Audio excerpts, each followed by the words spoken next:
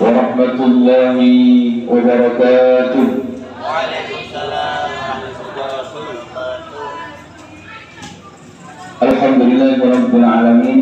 Wassalatu wassalamu ala asyrafil anbiya'i wal mursalin sayyidina wa habibina wa syafi'ina wa qurrata a'yunina Muhammadin wa ala alihi wa ahli baitihi wa ashabihi ajma'in.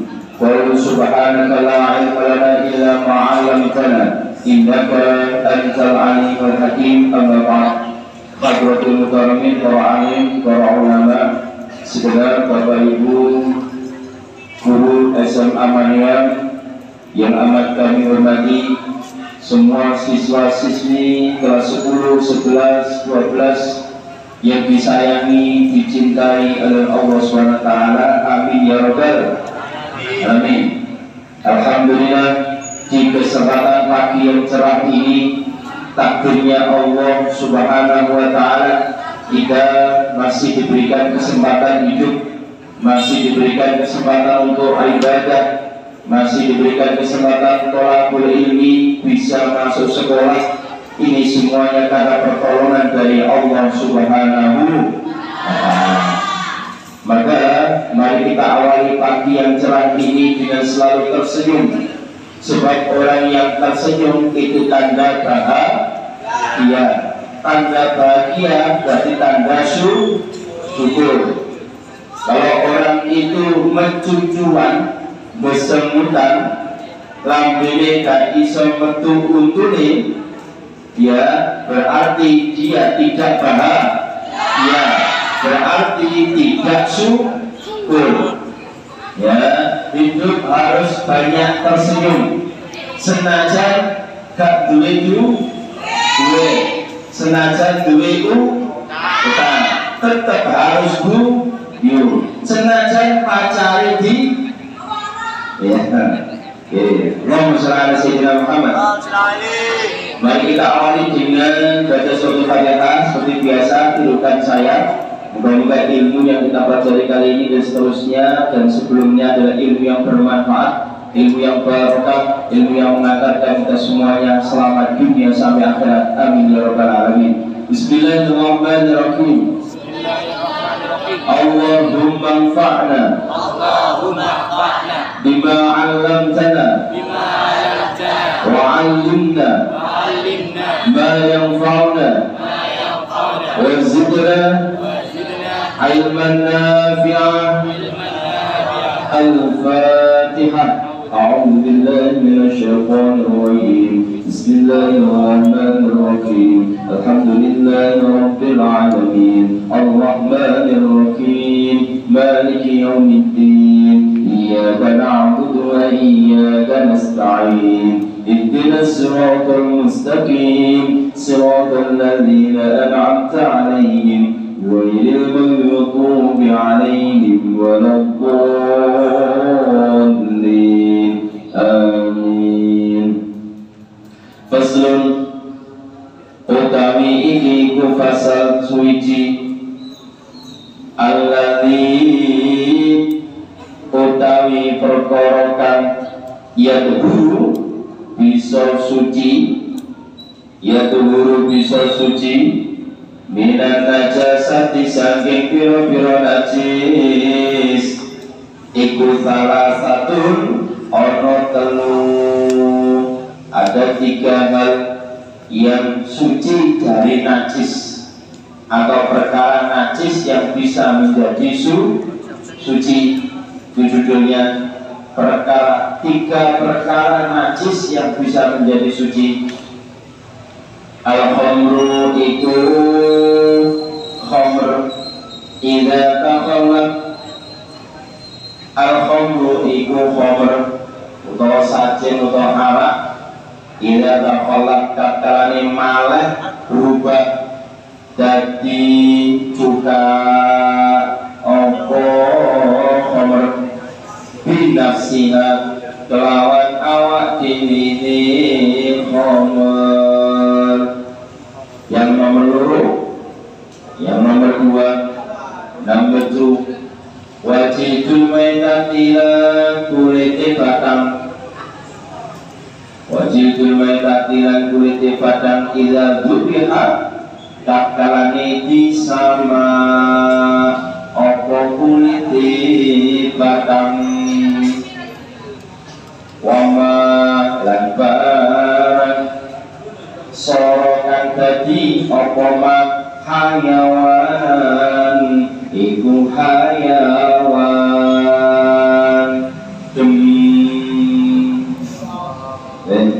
ada 3 perkara ini yang ditulis, ada 3 perkara yang najis bisa menjadi suci.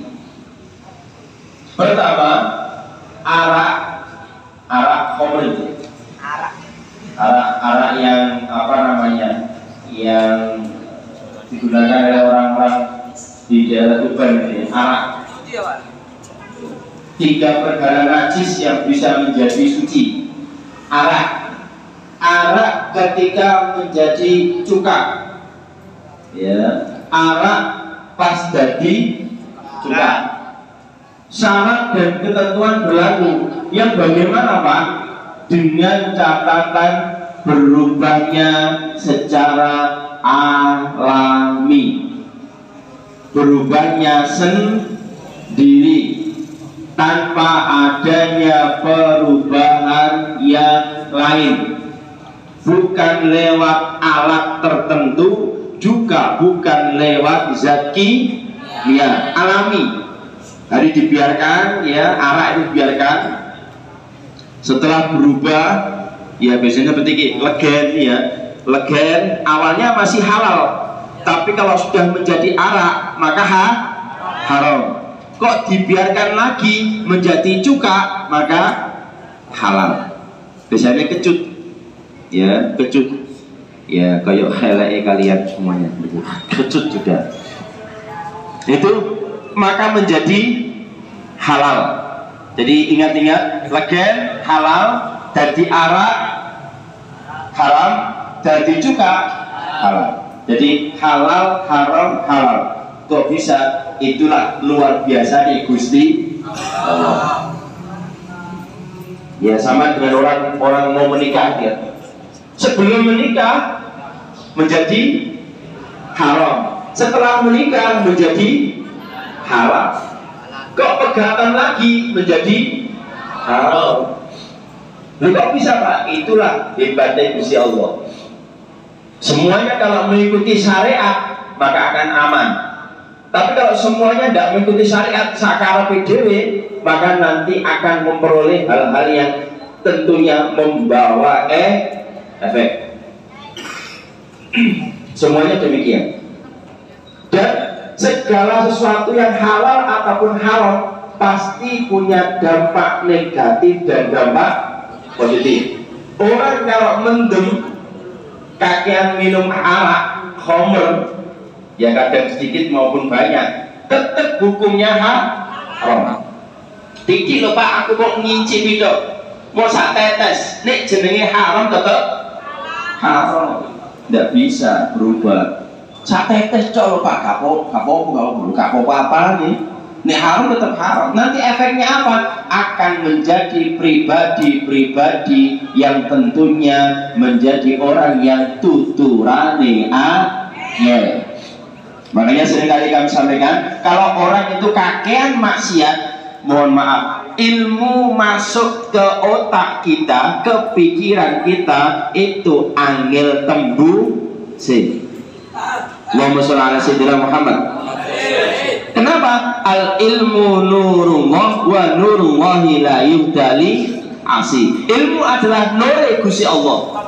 Ilmu apapun, kecuali ilmu-ilmu yang jelek, ilmu nyantet, ilmu sihir, ilmu maling. Ya, ilmu seperti kita ini adalah ilmu nurullah, nur Gusti Allah. Maka nur Gusti Allah tidak akan bisa masuk ke otak kita, pikiran kita, hati kita kalau kita ahli maksiat. Nah, maksiat apa? Banyak. Di antara kita bahas saat ini adalah maksiat minuman keras. Hati-hati. Saat ini minuman keras atau khamr atau nafsah, narkotik, kemudian zat adiktif, itu luar biasa. Banyak orang yang modelnya macam-macam dalam rangka untuk merubah pikiran kalian. Banyak caranya. Beberapa hari yang lalu ada orang itu membuat perut-perutan mirip seperti kulit ya orang luar.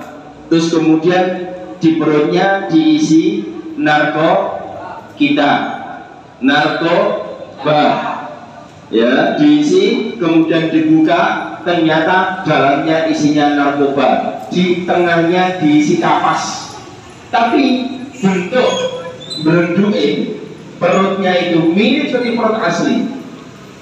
Ada lagi, mohon maaf, salah, di dalamnya diisi pil koplo, ada penyelundupan. Ada lagi, mohon maaf, ada yang bisa menelan beberapa wadah plastik kemudian dimasukkan ke perut. Ada yang, mohon maaf, yang dimasukkan di alat kelaminnya bagian belakang. Karena apa? Orang kalau sudah tertutup mata hatinya, mata dohirnya juga, maka orang itu menjadi gelap. Pokoknya pikirannya oleh maka jangan, hati-hati. Termasuk ada orang menawari sesuatu yang orang itu bukan apa-apa kalian, hati-hati. Jangan-jangan itu ada narkobanya.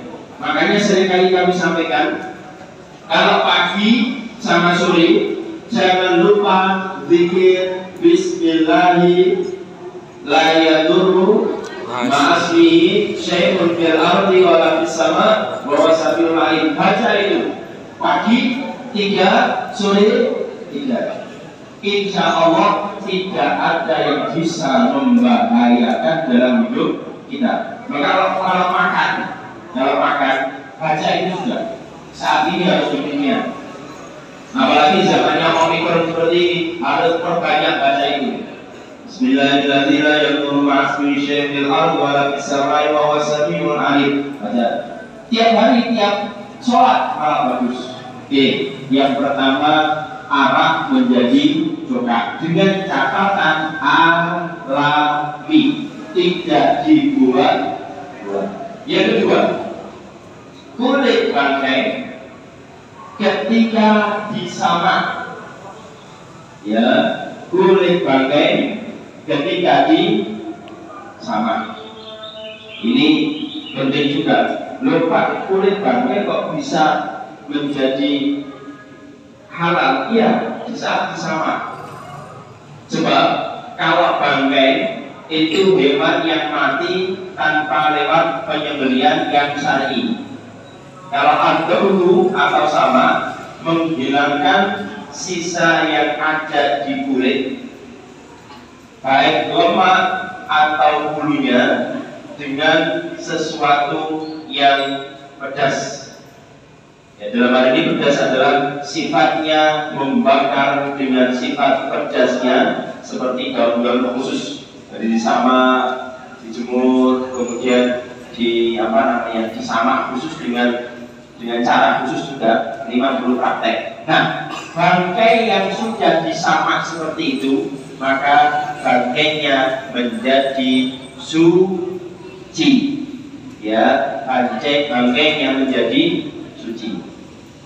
Ini perlu praktek yang secara totalitas. Kulit yang menjadi suci dengan disamak, kulit yang menjadi najis karena kematiannya. Ketika hewan itu hidup, kulitnya suci. Jika di masa hidupnya sudah di bumi najis, maka tetap najis. Contoh, anjing atau babi. Anjing atau babi disamak sampai elek, tetap najis. Karena memang asli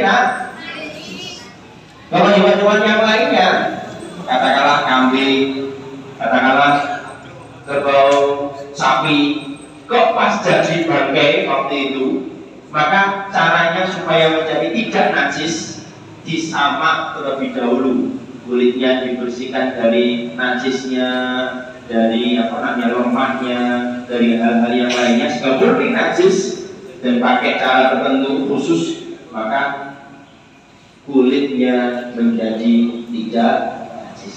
Biasanya dipakai untuk ini begitu mana pakai mulai kalau kudu mulai kan jadi setelah gas di orang aja naik kita ambil nanti masuk itu. Itu yang kedua. Yang ketiga adalah najis yang berubah menjadi hewan. Maksudnya bagaimana Pak?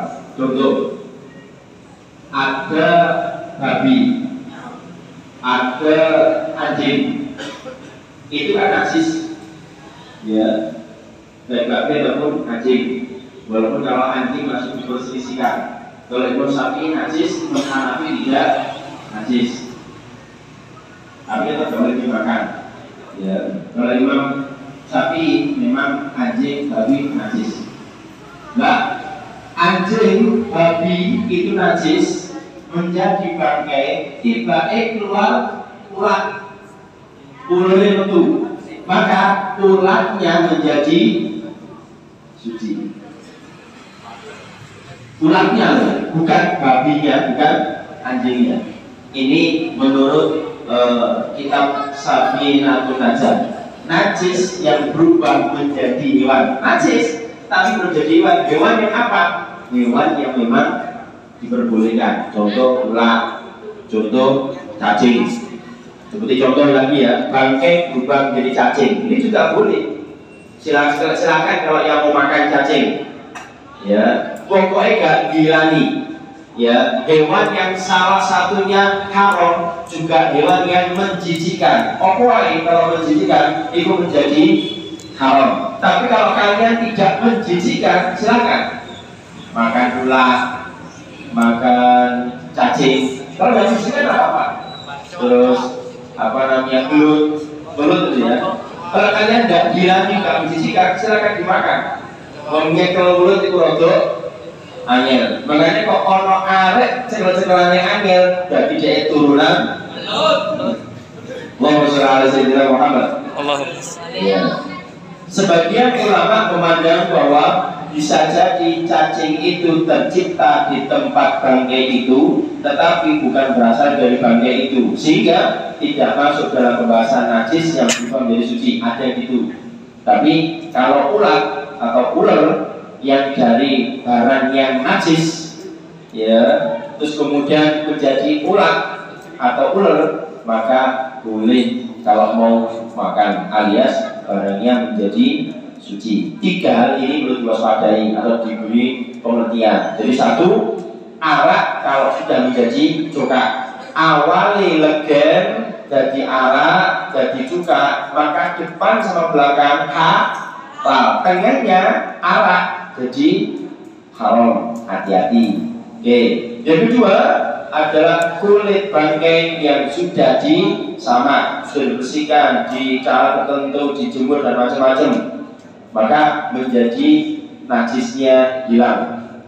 Walaupun para ulama menyampaikan tetap tidak boleh dimakan, cuma tidak najis, dibuat untuk remes, untuk yang lainnya silakan, jadi suci, tapi tidak boleh dimakan. Yang ketiga adalah najis yang berubah menjadi hewan. Tadi kami contohkan cacing atau ulat yang ada di babi atau di anjing yang jadi bangkai, maka muncul ulatnya menjadi tidak najis.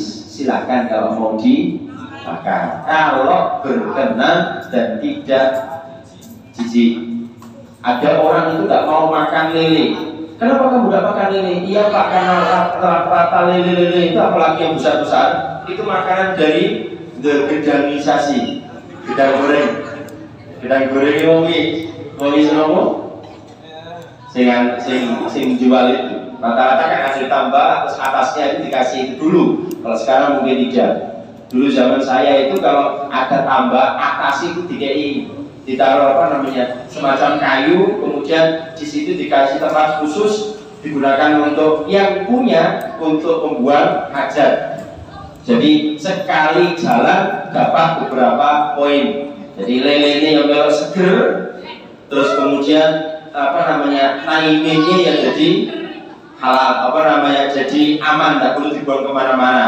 Jika kadang-kadang yang tambah itu ada naiminnya bergelantungan. Iya. Lalu dimakan kapal lele, maka lelenya bagaimana? Ya kalau tidak mikir naiminnya, yo gelema, maka tapi nek iling-iling dulu kadang yo mikir. Tapi tidak semuanya lele. Ya, tidak semuanya lele. Ada yang lele steril dalam artian dikasih makanan khusus ada. Ada seperti itu ada. Nah, rata-rata memang biasanya lele gede-gede, lemu-lemu, mantap kalau dimakan. Dan rasanya tambah nikmat, gurih. Ya. Tapi jangan gini ya, jangan jangan dikira barang-barang seperti itu tidak ada manfaatnya. Ada manfaatnya. Mohon maaf, ada penelitian. Orang itu kalau pilek, batuk, punya penyakit dalam, sering mohon maaf ketika BAB ikut diambu diri. Itu langsung pilek hilang. Yakin, itu ya. Benar nih, gak butuh. Apalagi kalau kalian mohon maaf mengeluarkan kentut, itu kan karbon dioksida yang luar biasa, racun ya. Tapi ketika kita punya penyakit dalam, pilek, maka seringkali menghirup itu. Semakin ambulan gak enak, malah semakin top. Maka cuma dirasani, iki siliti sopo. Ternyata mengandung faedah. Dene gelem yang ambun, nek gelem gak usah dinyek. Bagaimanapun juga iso ngetut iku berarti sehat. Oh betul, banyak loh orang itu yang tidak bisa ngetut itu kemana-mana. Kapan hari mertua saya itu tidak bisa ngetut, itu langganan ke rumah sakit itu ratusan. Gara-gara pengen ngentut. Maka kalau ahli ngentut nikmati itu. Tapi syarat dan ketentuan berlaku. Ojo sampai pas ngentut pas tangguli irungnya kan aja. Ya ojo. Itu namanya tidak boleh toto. Oke, pembahasan itu selesai juga. Oke, sementara itu waktu sudah habis, persiapan menuju ke sekolah atau ke atas. Mari kita baca dua kafaratul majelis. Moga-moga ilmu yang kita pelajari jadi ilmu yang bermanfaat, ilmu yang barokah, ilmu yang mengantarkan kita semuanya selamat dunia sampai akhirat, dan moga-moga dosa-dosa kita diampuni oleh Allah Subhanahu wa taala. Amin ya rabbal alamin. Kita sama-sama baca dua kafaratul majelis. Subhanakallahumma wa bihamdika asyhadu an la ilaha illa anta astaghfiruka wa atubu ilaik. Wal 'afwu minkum. Wallahu muwaffiq ila aqwamit thariq. Assalamualaikum warahmatullahi wabarakatuh.